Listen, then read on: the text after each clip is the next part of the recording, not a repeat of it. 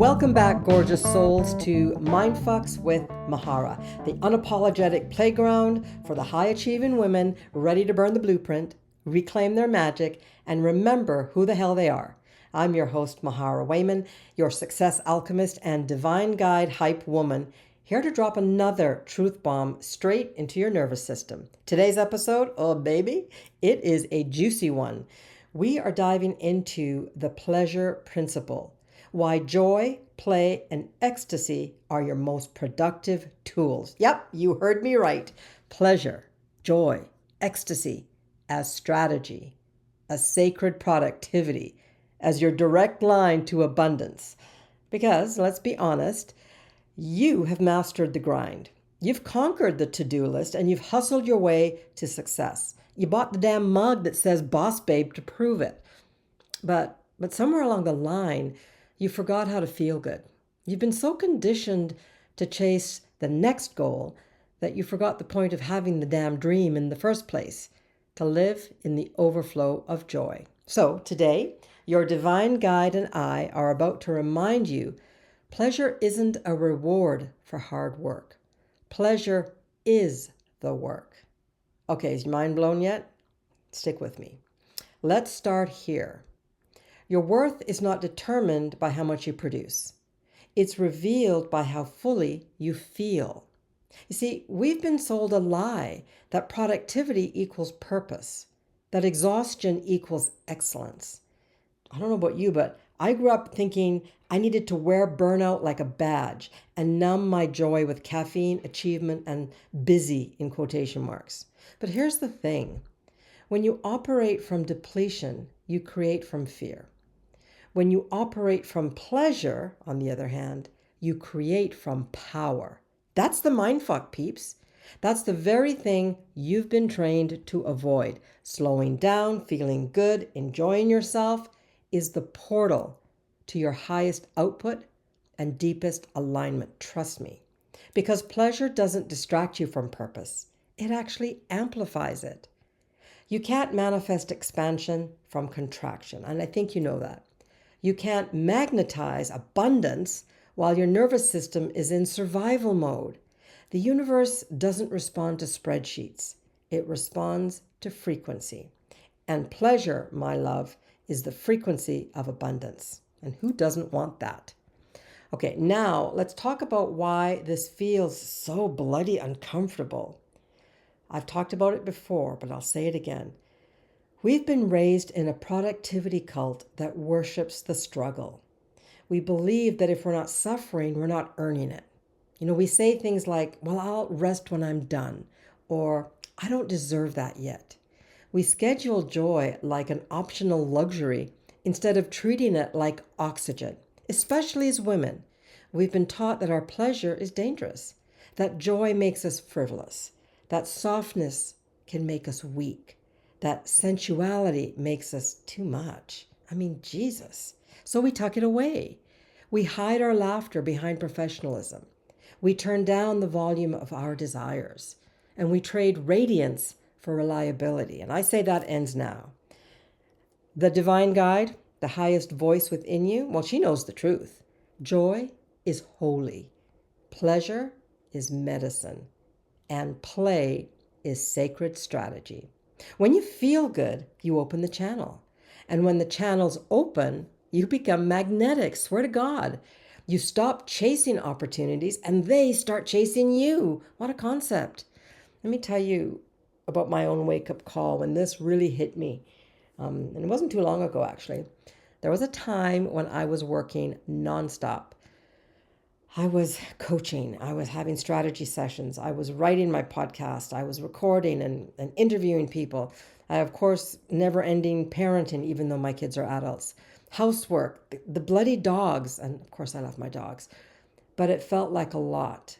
And I was on purpose, right? But I was running on fumes.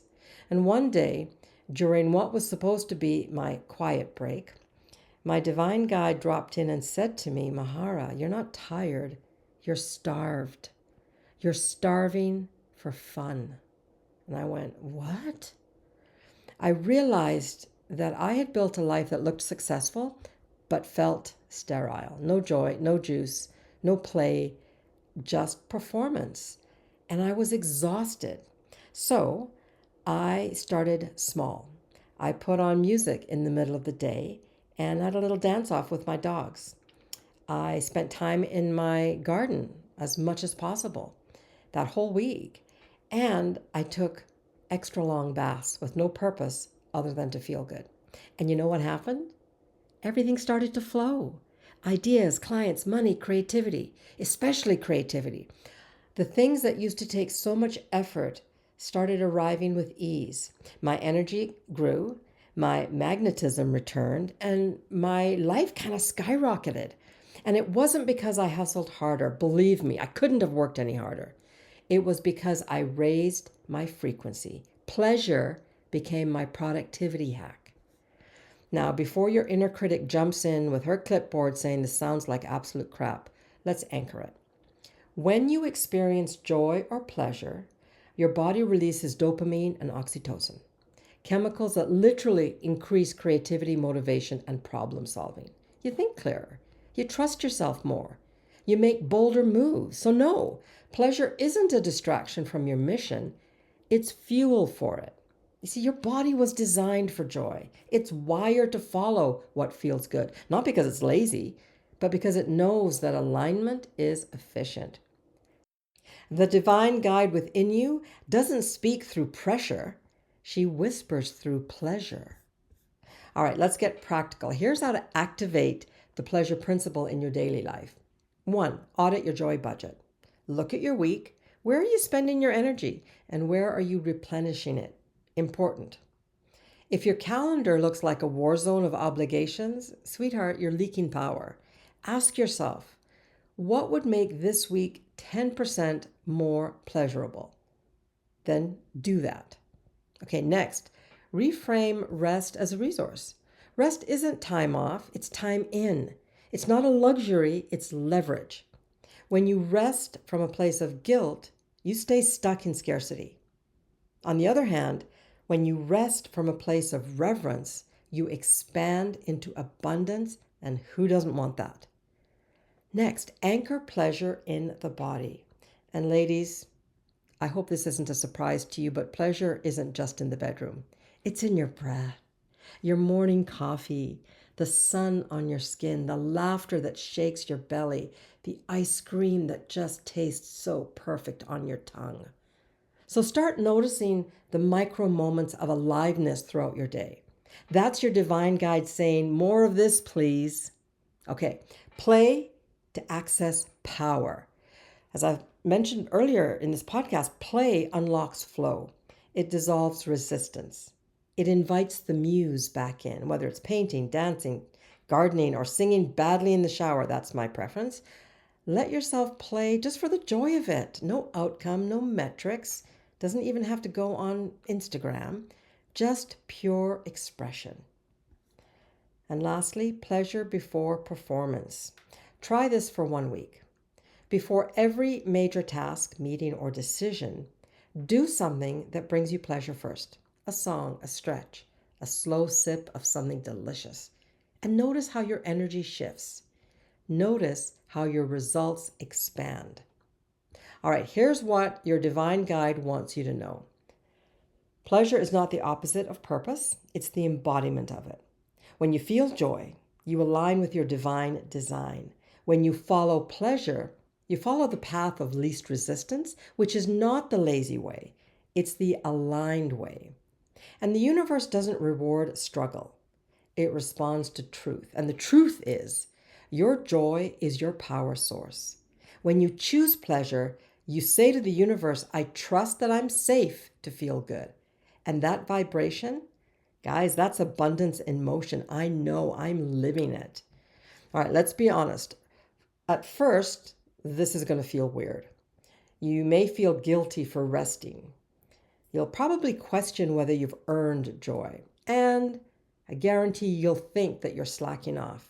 That's just old programming trying to keep you small. So when that voice shows up, don't fight it, guys. Just thank it. It's proof that you're expanding beyond your comfort zone, and that's how we experience growth. Say to yourself, I hear you, love, but this time we're doing it differently. Then take the nap. Eat the damn croissant. Dance like your joy is holy, because it is. Okay, I want to put it plainly. Pleasure creates momentum. You don't need to force yourself into discipline when you're inspired.